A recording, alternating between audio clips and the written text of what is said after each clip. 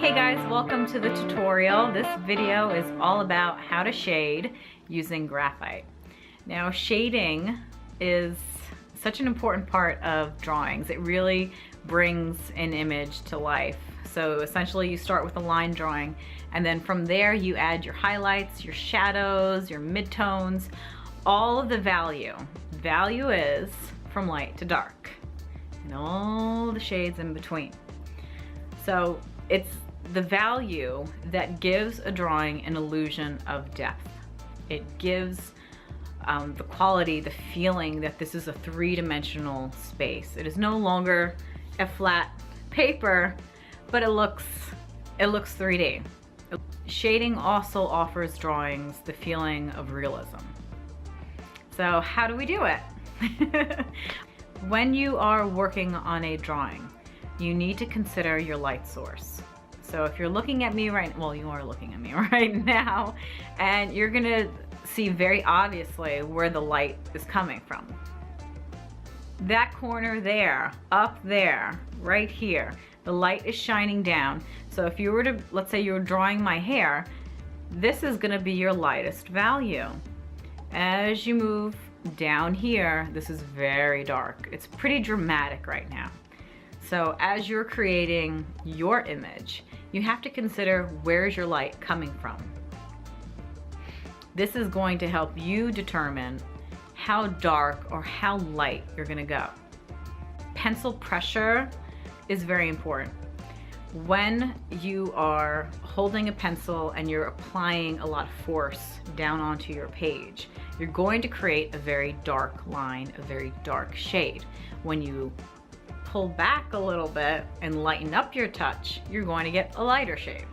You're going to get a lighter line. These are a lot easier to erase than your darkers.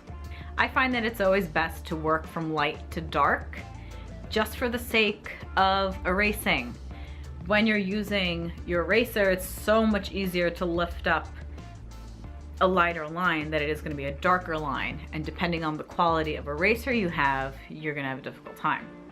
So plan your page well, light to dark. Save those darks for the end. When you use an eraser, it's not just there to remove marks that you no longer want. Erasers can very well be a drawing tool. They can simply carve out lighter shades. If you felt that there was an area where you went too dark, but you don't want to get rid of it, you can bring back up some of the values. You can lighten it up by erasing. My tools in my arsenal, I work with Faber Castell. They are not sponsoring me for this video. Call me. I just find that they are a really high quality yet affordable product. So those are your basic tips. Let's get into the demo. So this is what I'm going to be drawing, a lovely Christmas ornament. If you can take a look at that, and you'll see that it is super shiny, there's lots of reflection, and then there's also some texture stuff going on here. So I have a lot to work with today. For my tools, I'm going to be working with a set of course, Faber Castell pencils, and these are ranging in different numbers. So we have, I like to work with Bs. So I have a 6B, an HB. What are you? A 4B, 2B, or not to be. We don't know what you are. You're a mystery. And a B. So I have a range here so I can work with various lights and darks. And I also have my sharpener. Keep that always on hand. And over here, I love this thing. This is my electronic eraser. You just push the button and it spins. This is really fabulous. White eraser. And then I'm also going to be using these Q-tips and cotton balls. You're like, what are you going to need this for, Jen? This isn't a beauty video. Well, you'll see. So first things first, I need to sketch down this baby onto my page. I'm going to draw really large so you can see what I'm doing, and I'm going to go very light. Alright, so I'm going to start with, let's see, I'm going to start with my B. Alright, let's do this.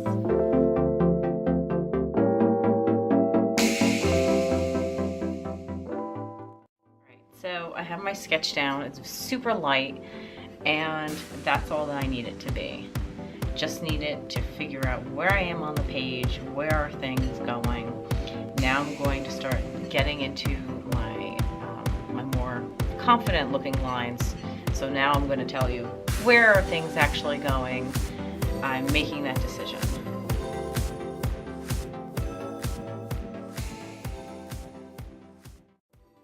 Now, always keep in mind that your eyes need to be spending more time on your subject than your page, okay? That's so key.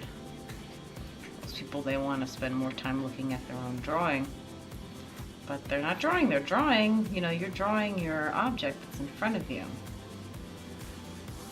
So spend more time looking at that. Make sure you understand what you're looking at. Because if you don't understand it, then how are you going to draw it? Don't just make it up. You know, don't lie to me on the page.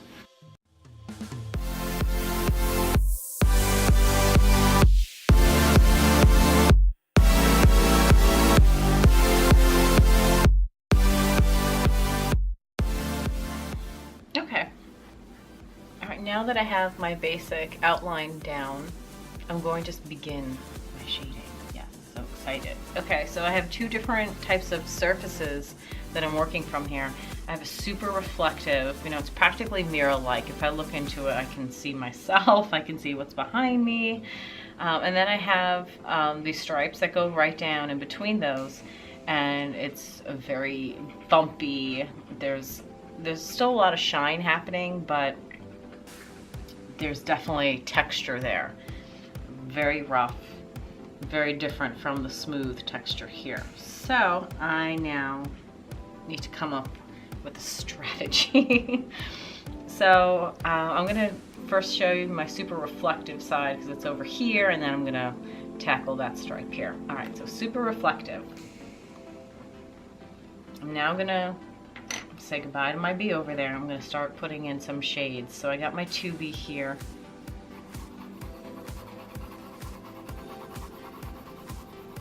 And I have this thing pretty well lit.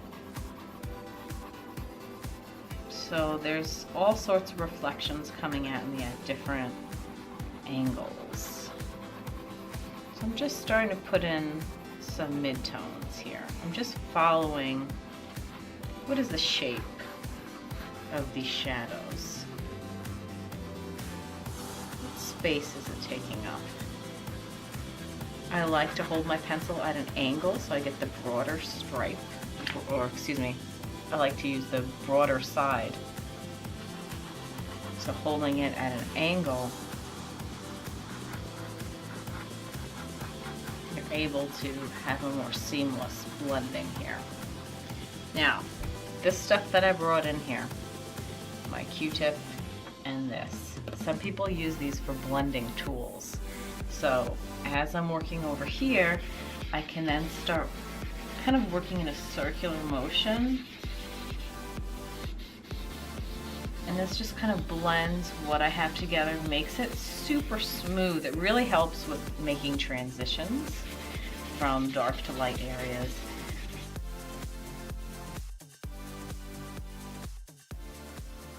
There's a lot more super darks kind of happening down here. So I'm going to switch out my pencil, and I'm going to get my 6B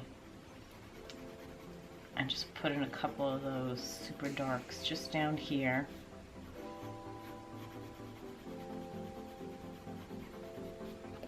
And blend it out a little bit.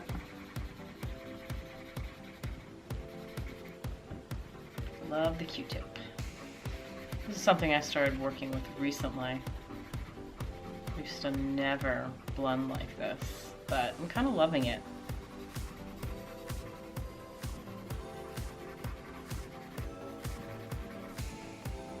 Cool.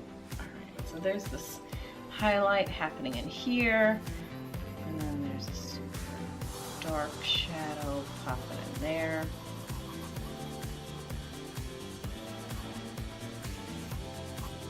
take your time with it, especially if you're working with something that's super reflective like this. There's so many little details that are happening in here because it's picking up everything around it.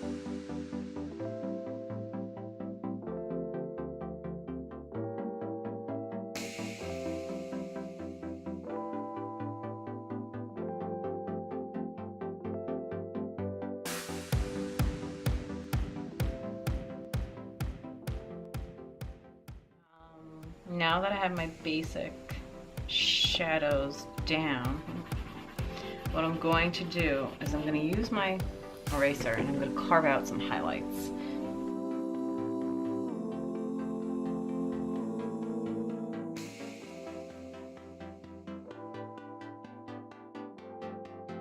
So lots of highlights happening there. Awesome, awesome, awesome.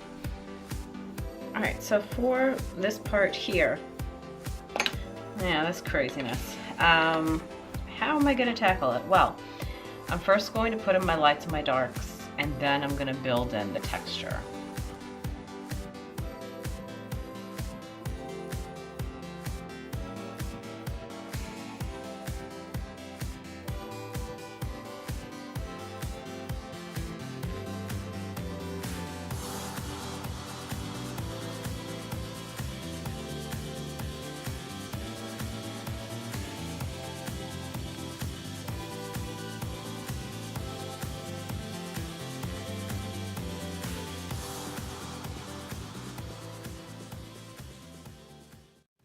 When I'm drawing, I like to work from left to right, so it saves my hand from, sitting in my art. How many times have you done that? Give me a like if you've done that.